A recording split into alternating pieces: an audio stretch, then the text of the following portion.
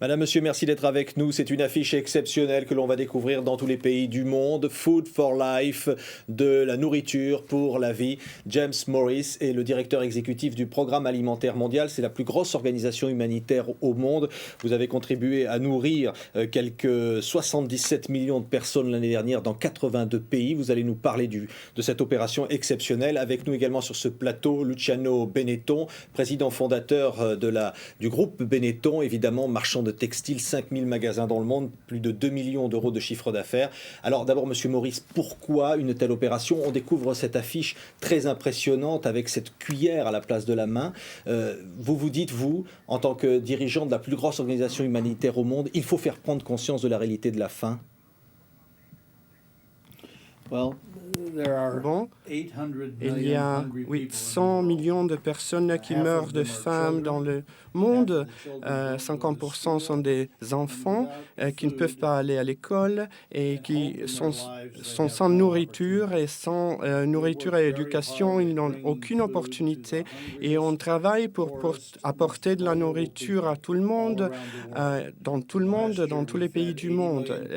L'année dernière, on a eu 800 millions de personnes qui ont été nourries. Oui. Vous êtes l'envoyé spécial notamment de Kofi Annan, le secrétaire général des Nations Unies en Afrique australe, où la situation est très difficile. On va bien sûr parler donc de cette campagne. D'abord en un mot, vous dites que il y a une véritable urgence humanitaire aujourd'hui à intervenir. Oui, Monsieur Kofi Annan, le secrétaire général, m'a demandé d'être un envoyé spécial dans les pays tels que Malawi, Mozambique, le Zambia, Zimbabwe, Swaziland, etc., où il y a une crise humanitaire extraordinaire. Il y a des problèmes d'agriculture, de nourriture. Il y a le sida qui est un très grand problème qui va toucher beaucoup de gens et d'enfants aussi. Et puis, il y a aussi des problèmes de politique macroéconomique.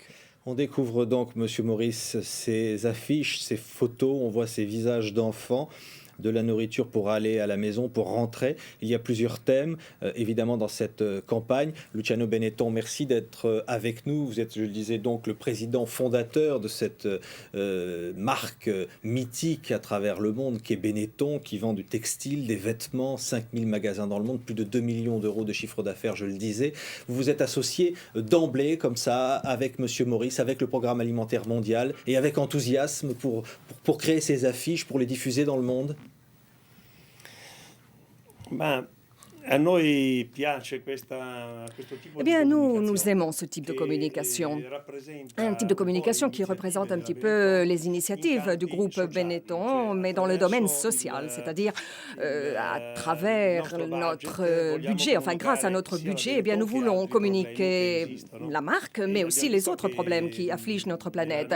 Et nous avons pu voir que dans notre histoire, tout au long de notre histoire, eh bien, nous avons eu la chance de pouvoir justement anticiper certains événements et certains défauts également de la société en annonçant différentes maladies, en parlant par exemple de la guerre, en annonçant certaines guerres, et nous sommes toujours exprimés de façon très inquiète et pessimiste. Et moi je pense qu'une société, une entreprise peut justement s'exprimer comme ça et communiquer. En plus de ça, c'est une façon de communiquer moins coûteuse et qui implique plus de monde. Parce que si vous n'impliquez que vos produits, vous allez toucher votre cible de consommateurs.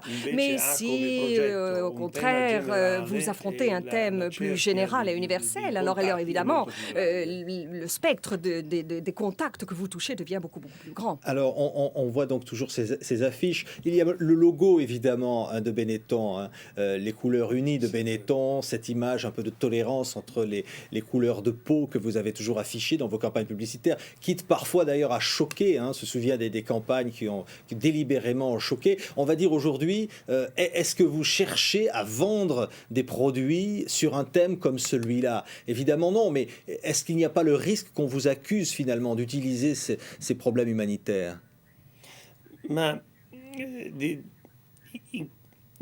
Eh bien, disons que nous sommes tout à fait habitués à voir ce genre de critiques, mais soyons réalistes, hein, ce n'est pas grave, ce n'est pas notre problème et ce n'est pas un grand risque pour nous.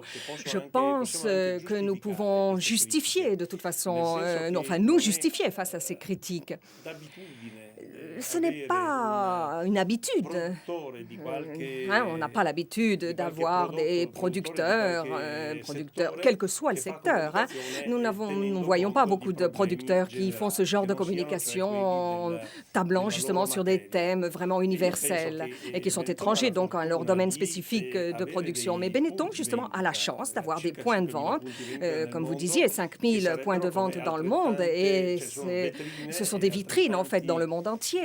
Et ce sont des expositions de produits. Et donc le produit, de toute façon, les gens voient ce produit dans nos vitrines. Mais la communication, c'est autre chose. Cela nous permet de provoquer un double effet, si vous voulez. Nous avons un thème général avec notre logo, le logo que les gens voient de façon très évidente, d'ailleurs. Donc, disons qu'un spectateur qui sait très bien que Benetton vend des vêtements, eh bien, ce spectateur peut très bien penser aussi à une société, une entreprise qui non seulement travaille dans ce secteur, mais qui en plus de ça exprime une sensibilité plus générale. Ça ne nous a jamais inquiétés, donc, cette critique dont vous parliez. Il me semble que c'est même tout à fait démocratique, en fait, d'accepter des avis, des opinions diverses.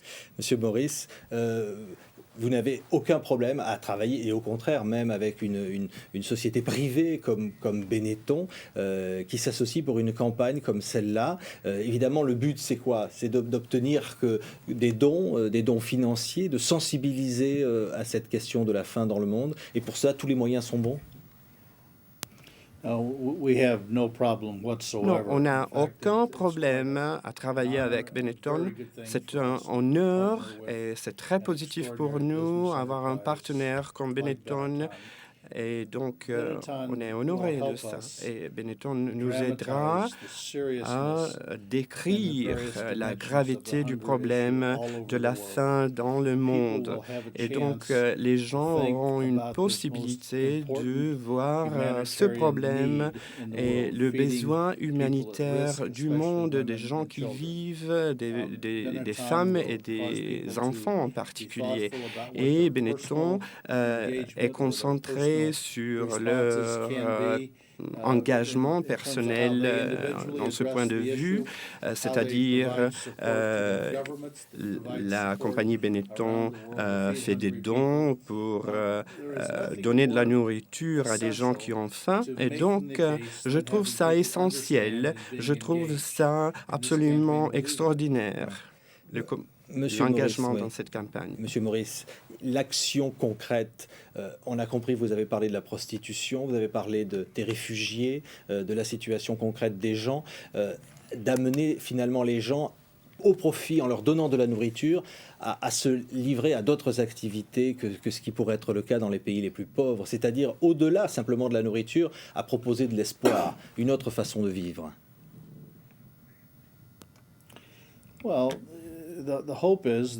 Vous savez, l'espoir, c'est que, tout à fait, il faut tout d'abord nourrir les gens, avoir les énergies pour être productifs, pour être de bons parents, pour avoir de bonnes familles. Et donc, nourrir les enfants est une chose très importante.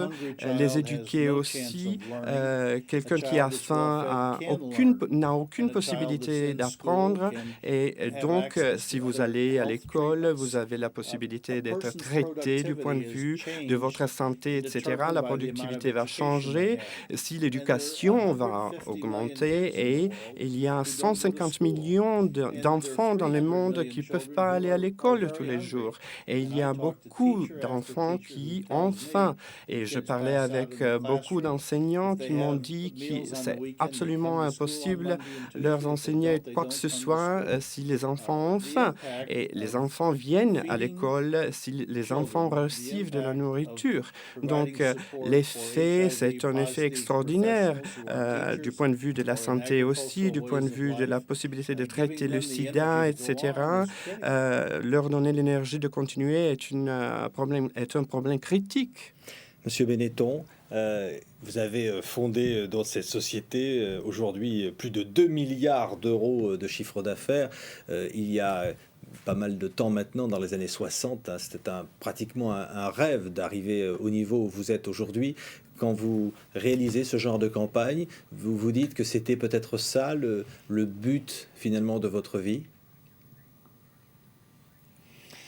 Diciamo che Disons abbiamo preso que nous nous sommes familiarisés, je dirais, avec ce type de communication parce que nous voulions avoir une image unique dans le monde entier. Nous avons pu voir qu'avec les produits, enfin une communication basée sur les produits, ça c'était très difficile à obtenir parce que dans un pays riche, eh bien les consommateurs demandent quelque chose, dans un pays pauvre ils demandent autre chose, ou bien il y a aussi les saisons qui changent selon les hémisphères. Hein. Il fait froid en Australie quand il fait chaud ici, etc., etc.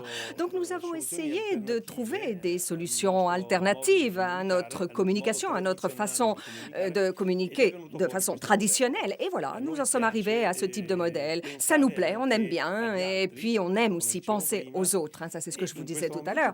Et je peux dire également en ce moment que ça, c'est...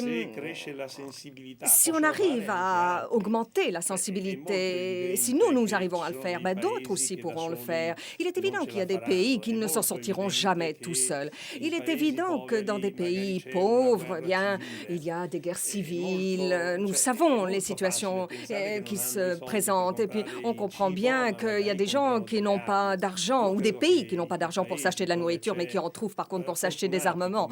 Donc, nous vivons dans des pays en Europe, des pays qui ont beaucoup de chance. Bon, il y en a d'autres ailleurs. Alors, je crois que nous pouvons très bien consacrer une partie de nos énergies et nous pouvons suggérer des solutions aussi à ces problèmes, des problèmes qui me semblent tout à fait fondamentaux, mais qui sont aussi, en théorie, faciles à résoudre.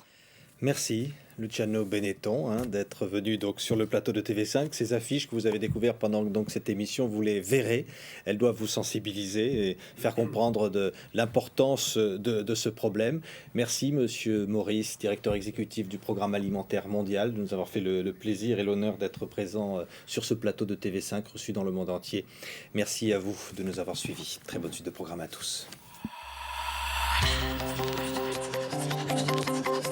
Thank you.